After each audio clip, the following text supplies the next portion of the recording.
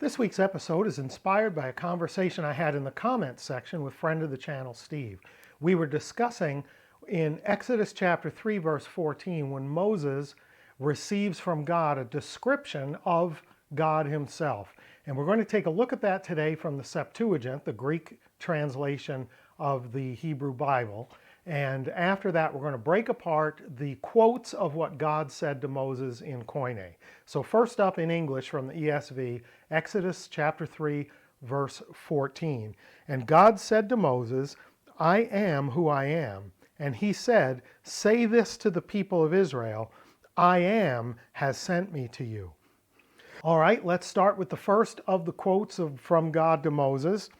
Ego eimi ho-on. Let's go one word at a time. Ego, I. Eimi, I am. Ho, the.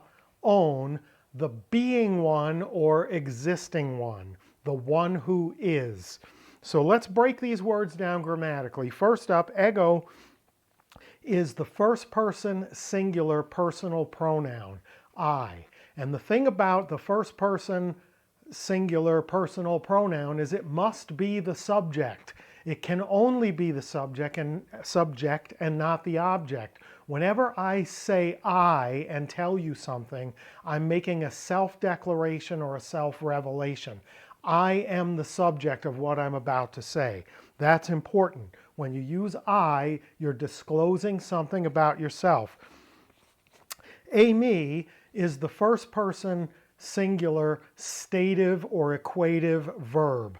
I am. So ego eimi is kind of redundant. I am. But when you're redundant in Koine, you're frequently giving emphasis. So we know without a doubt that the subject here is I, who in this case is God talking to Moses, right?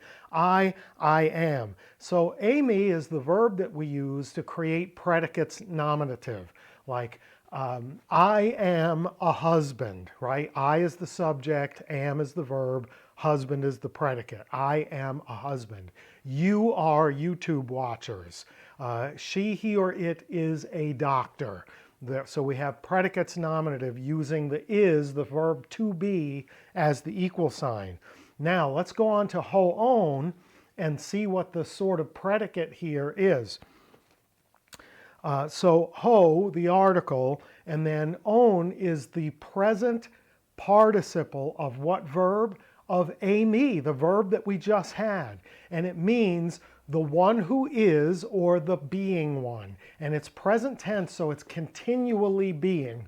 The one who continually is. So what does God say to Moses?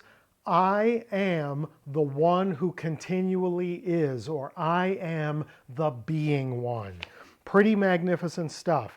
So it's the ultimate statement of sort of self-existence, self-determination, self-sufficiency. He's all subject and no object in that statement. I am the one who is without any outside help, support, guidance, dictate, anything. God is simply the one who is what he says to Moses in Exodus 3:14. Let's go on and take a look at the second quote.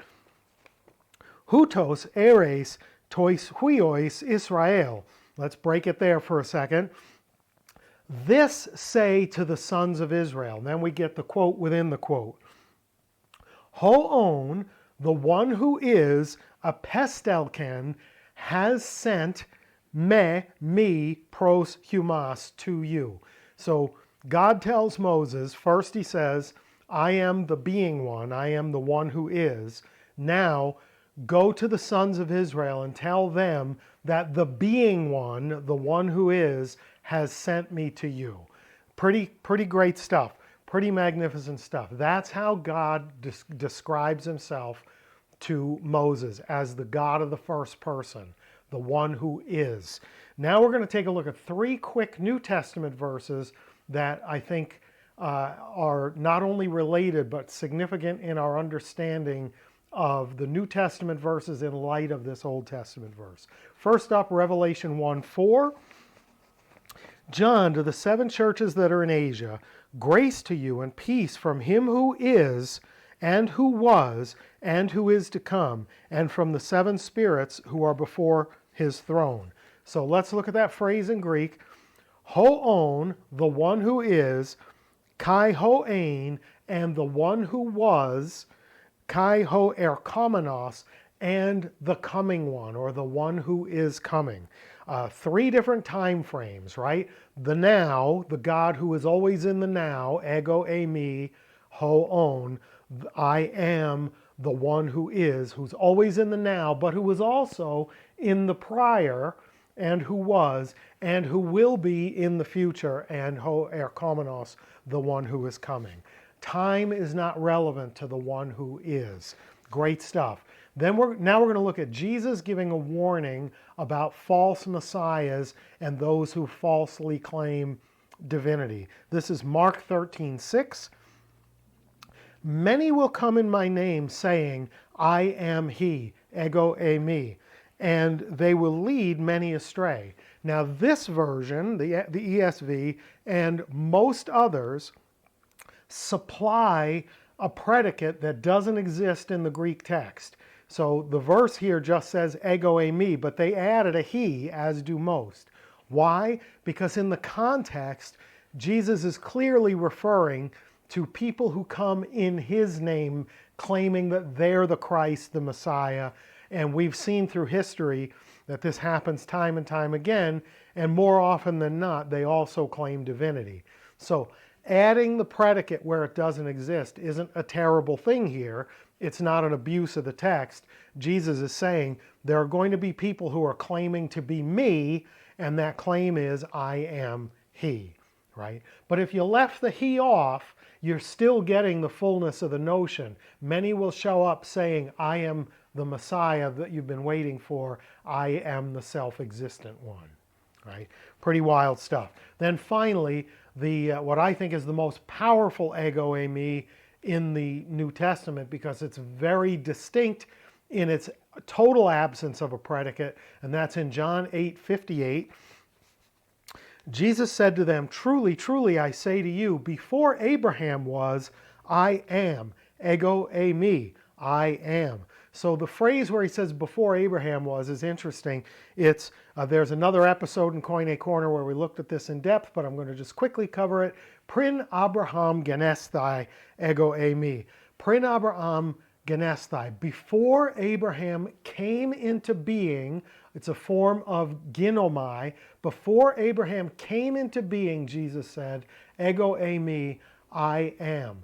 Why? Because the first person God declares himself to be all subject and no object. No predicate in this case either. I am. I exist. Wonderful, powerful stuff. Ego eimi, the first person God, the one who is self-sufficient, self-existent, self-determined, not dependent on anything outside of himself. Ego eimi. Thanks, Steve, for pointing me in this direction for an episode, and I hope others enjoyed it as well. If you did, leave me some feedback in the comments. Like, share, subscribe, tell a friend, and until next time, Charis Kairos Humin, grace and peace to you.